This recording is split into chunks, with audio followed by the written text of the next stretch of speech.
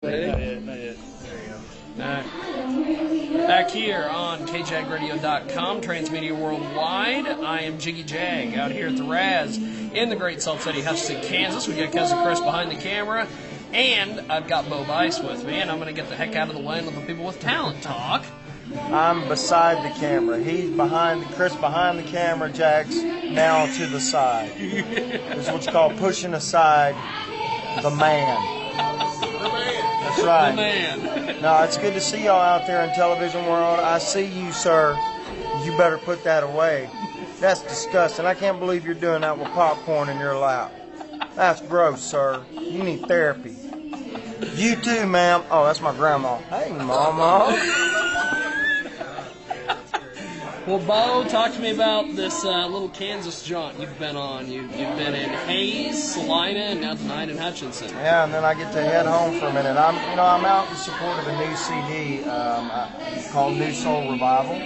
So I've been out doing radio and some TV here and there. We were on the West Coast, I guess, for the last couple of weeks. Back during the Idol finale, I was out there for about 8-10 days doing the same thing, kind of worked up the coast, hitting radio, and just playing acoustic. This is where I came from, was sitting on bar stools and playing music and playing acoustic during the week, and then I jam with my band during the weekends. And so I grew up doing this, and I normally only get to do it about once every 2 or 3 years on our album cycles when we go out and do radio. That's cool. So it's a lot of fun for me to get back out here, just kind of let my hair down, not literally, figuratively. That'll be later.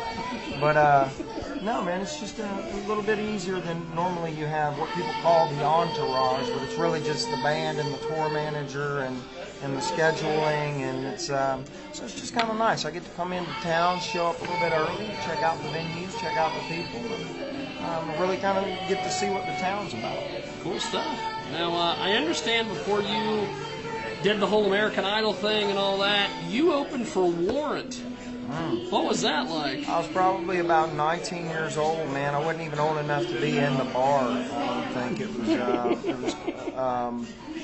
was called the Crossroads down in Huntsville, Alabama, and it was really cool, man. I remember, my band was called Purge back then, and so we rocked out. We were kind of Southern rock alternative. We were like a mix between the Black Crowes and Leonard Skinner and Pearl Jam, And so we didn't know what in the world we were, And there was might be one we never got signed. You did. Maybe pick a little bit of something. Yeah, something like that. But it ended up working out. I hear you back there. Did you hear all that squeaking and squawking? Sounds like my family reunion, man. Talk about feedback. That's all I get back home. Feedback. That's all you get back home. That's it, man. Feedback. Hey, you know what? Y'all thought Simon Cowell was bad. Y'all should see some of my relatives. You shouldn't have picked that song for nothing. Everybody knows you should have done Rocky Top. No, I'm not doing Rocky Top on American Idol. I did Sweet Home Alabama because that's where I'm from, baby. I don't play. I'm like a man with no arms. Just can't hang. With no arms? That is awesome. Like a man with no arms, just can't hang. He should be your opener. Take him on the road with you. He actually was my roadie for a couple of years. Oh, okay. Yeah. I probably, actually, the guy I had out with me for a couple of years, I would have been better off if I had a guy. It would have cost me less money.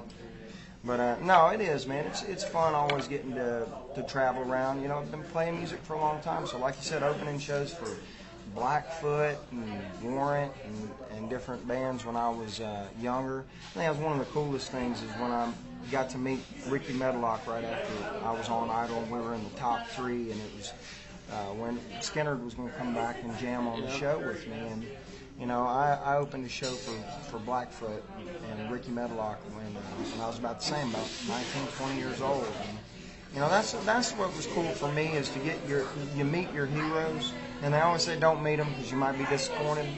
And I'm really blessed that some of my heroes that I love are just great guys, Johnny Van Zant and Ricky and Gary Rossington and Charlie Daniels and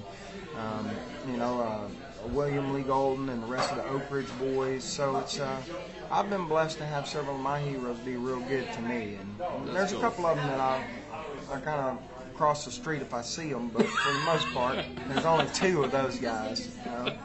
And you know who you are. Stop doing that, Mama. Goodness. I love this. She got a lazy eye. Well, you know, I can that tell happens. That happens. I've been kicked out of worse places than this. Now, talk to me about social networking. How have you managed to use Twitter, Facebook, all these things, or do you even mess with Twitter, Facebook? Well, you know what? I only started. I've had a Twitter page and Facebook page for several years, and my fan club people normally kind of kept that stuff up for me. Yeah. And then I guess it's been almost a year now, about 10 months, a year. I took over my own Twitter. Now my fan club folks still put up stuff. Bo's going to be here, but I really started, tweeting every day. Now I love doing it. And then I started getting people because I didn't have a lot of followers. I had like 8,500 followers. You know what I mean? Wow. And so I got these people hit me up. We can get you 100,000 followers overnight. And I'm thinking, well, how can you do that? Well, it's like $8 per every 50,000, whatever. I told him, I said, look, man, I'm going to just do it the good old-fashioned way. And I'm going to, this is a little lesson for you. Just shut up.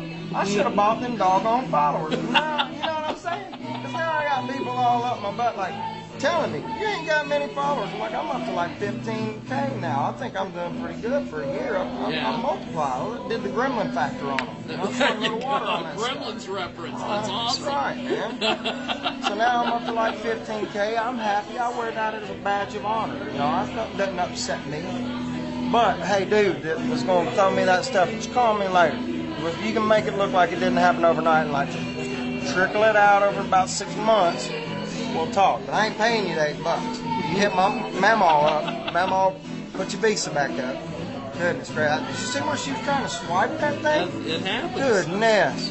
Made my eyes cross. They've seen the show a few times. They've seen it. 1 or 5. Now, talk to me about this new collection of music you've got out there. Well, the new CD is a mixture of some old standard gospel stuff like Circle Be Unbroken and I Fly Away and Hard Times Come Again No More. I'm a big Mavis Staples fan. Yeah. And then I threw some, like Jeff Beck, People Get Ready, threw that one on there. And I have some original songs on there too. And that was really inspired by my friend William Lee Golder. He's kind of a mentor of mine. I paint and I do photography, and so really we kind of got to be buddies over the painting and the photography. But he inspired me to write what ended up being the single for the new CD. It's called Glory Hallelujah. And so I was honored when he decided to be a part of the video and came and sang on it with me. So it was very special to have one of your mentors come and join you and that's cool. In your music. Yeah. A couple quick questions before I let you go. One, if you could sit down and interview any of your favorite celebrities, what would be the one question you would ask them? Who would be the celebrity and what would be the question? Oh, man, I would hate to go so that's a pretty decent question, man. I'd hate to go so generic on it and say like somebody, that everybody would think of, because probably one of the people that I would want to interview and sit down and talk to more than anybody in history would probably be Ronald Reagan. That'd be cool. Just a big Reagan fan, and I just think that he'd be a great guy to sit down and very insightful and good man with morals and values that I kind of parallel. That's cool. And this is going to come out probably very bad, and it's. I've got Cousin Chris in my head asking this question. Mama, I'll turn your head. This is going to get bad, Mama. Do you have any of that American Idol money left? Man, I blew that stuff. Blew through all of it. I got 4 kids, man. What do you think? Daggone. I go on the road, just to get sleep and rest, No, we did all right on Idol. I've been very blessed. Really, really. It's it amazes me in 2005 is going to be the 10 years since I was, since the finale. But for me, I kind of started celebrating it next year because it all started in September for me. Yeah. And then it was, 10 months of your life wrapped up, and you just, I'm grateful for all of the experience I had. I'm grateful for all of the folks that dedicated their time and energy and votes, and to think about the fact that 10 years later I'm still able to do what I love, play music, and really do the things that I never really wanted to do or thought about doing, being a dad and a husband. You know what I mean? I went like, man, I'm going to be a great dad someday. It's like, I wanted to be a rock star, and I've gotten to live out all my dreams. But really what makes my day bright every single day is my beautiful wife, who I love. She's been putting up with me for 10 years, and our kids, and the Lord just keeps blessing me leaps and bounds each year. So I don't ever ask for anything more. If He wants to give me something, He'll give it to me. That's cool. I would have wasted it anyway if I was out there grabbing and trying to patch things together. Well, I appreciate it, sir. Well, thank you, Thanks Jiggy. for talking to me, and thanks for watching KJagradio.com. Bye, Memo. Bye, Memo.